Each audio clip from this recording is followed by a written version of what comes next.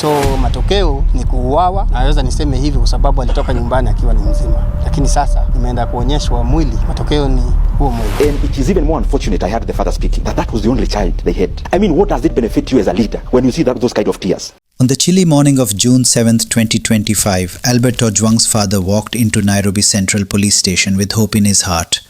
Hope that he will see his son walk free, even though he had heard previously that young people get killed for calling out corrupt individuals in the government. But by noon that hope turned into horror. Huko nyuma zile ambazo zinatokea kwenye vyombo vya habari wakati kwa wakati kwamba vijana huwa mara nyingine wanaangamia. Albert Ojwang was arrested from his home in Kakoth village. The police who arrested him accused him for posting critical comments about Deputy Inspector General of Police Eliud Lagat on X. But what started as a minor charge ended in a horror. He wasn't resisting, he wasn't violent, he was unarmed. But that was the last time he was seen alive outside police custody. Alitolewa kwa mkono wangu kama nimempa chakula aweze kukula. Nyathina ni uko ngwenyu katakuwa. Hakuchuna hata ugali. Baba na noma kwa manalotu kanyathini wa chakula chamalotu polisi ochopo. Wakati alitaka kwanza kukula, polisi wakafika. According to the police's report, Mr. Albert Ojwang was found unconscious in his cell after allegedly banging his head on the wall repeatedly. Officers rushed him to hospital, where he succumbed. But doctors ruled out suicide. Independent investigators from IPOA said his injuries were consistent with an assault, and suspiciously, the CCTV cameras went dark just hours before Albert was found dead in his cell. Kanda hiyo imethibitisha polisi walichukua zaidi ya dakika 20 kumpeleka katika chumba cha dharura ambako wauguzi walithibitisha tayari alikuwa amefariki kabla ya kufikishwa hospitalini. When I was doing my investigations, I found out some inconsistencies in the police report. First, there was no documented medical check-in. Secondly, there was no suicide note left behind. Thirdly, there was no cellmate to confirm the suicide. And last but not least, the CCTV footage from within the cell was mysteriously unavailable. According to the IPOA investigator, the technician arrested was instructed to disable the station surveillance. It was a calculated attempt to hide what had happened. Constable James Mukwana, who was the first officer arrested over the death of Albert, claimed that he was instructed by OCS Samson Talam on direct orders from Deputy Inspector General Eliud Lagat to have inmates discipline Ojwang when he arrived at Nairobi Central Police Station on the night of June 7th to 8, 2025. Afisa wa polisi James Mukwana ambaye anazuiliwa kuhusiana na mauaji ya mwanablogu Albert Ojwang alipasua mbarika akidai kuwepo maelezo ya kumtia adabu marehemu. Mukwana directly implicated OCS Samson Talam, claiming that he acted on instructions issued from the Deputy Inspector General Eliud Lagat. He was told to wait for a suspect from the DCI at 8 p.m, then handpick detainees to discipline him a bit. When Mukwana questioned the potential risk, he was reminded he's a junior officer and that he must obey or face consequences. Around 9 p.m, Ojwang arrived and was placed in a cell.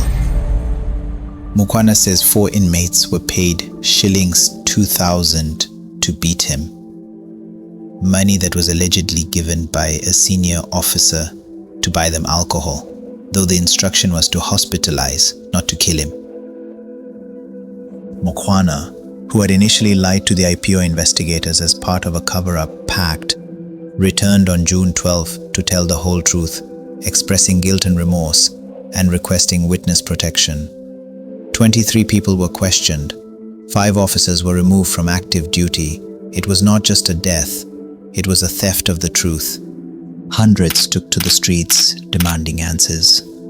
Online, hashtags like Justice for Albert trended for days. The Deputy Inspector General, Lagat, faced calls to resign. Human rights activists demanded that Albert died in custody and that someone knows why, and they must pay. Because the sovereignty of life of Kenyans has become a privilege to a select few in this nation. We cannot have the Constitution giving us a right to life and then someone takes it upon themselves to take away your life. To make my decision to officially retire from the National Police Service with immediate effect. When the fish dies, the water is not innocent. Under pressure, President William Ruto pledged to protect citizens from rogue police.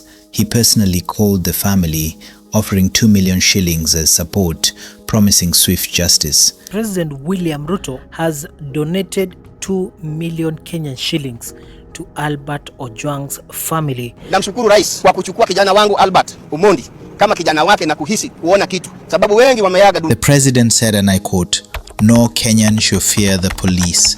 We will bring those responsible to justice." The news broke like wildfire. In a span of like 2-3 days, #JusticeForAlbert was trending on all Kenyan social media, demanding justices. Thousands of Kenyans, students, parents, and activists asked the same chilling question. How does a young man enter a police cell alive and leave in a coffin? Others saying, and I quote, "He could be your brother, my son, anyone. This has to stop." Justice is a privilege in Kenya. Albert proves that. Yuki Beth, the mother to Albert Ojwang, tearfully said, "The death of her only child at the Central Police Station in Nairobi has deprived all of our hopes in life." She recalled losing her son while having lunch together on June 7th and being told she could trust the police when they promised to keep him safe. She emphasized that Albert was disciplined and faultless, with no history of alcohol or medical issues that could explain his death.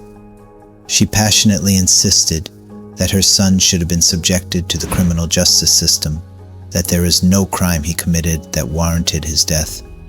She added that she really struggled through thick and thin to educate her son, whom she had high hopes that he would transform their family. Fundraising efforts raised over 1 million in 3 days to cover legal fees and burial expenses. Last year alone, nearly 160 extrajudicial killings and enforced disappearances were reported in Kenya.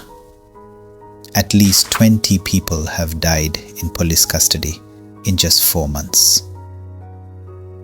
It's a pattern, a stain on Kenya's justice system that won't be washed away with one apology.